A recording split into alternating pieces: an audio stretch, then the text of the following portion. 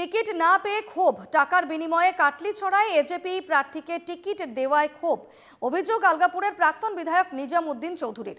2,20,00,000 টাকার বিনিময়ে জাকির হোসেন লস্করকে টিকিট দিয়েছে অসম গণ পরিষদ, এমনটাই অভিযোগ। টাকার বিনিময়ে কাটলিছড়ায় এজেপি প্রার্থীকে টিকিট, অভিযোগ প্রাক্তন বিধায়ক নিজামুদ্দিন চৌধুরীর। 2,20,00,000 টাকার বিনিময়ে টিকিট দেওয়ার অভিযোগ আলগাপুরে। জনসমর্থন নিয়ে মন্তব্য নিজামুদ্দিনের।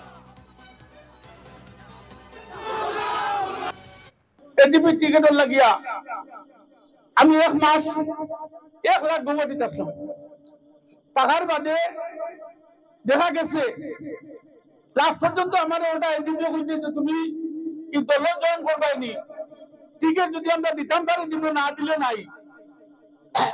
তখন হাইলাকান্দির এমএলএ জয়েন করছে, আমি জয়েন করছি না, কইছি আমার টিকিট না দিলে আমার নষ্ট করবা না, আপনারা টিকিট দিলে আমি জয়েন করব।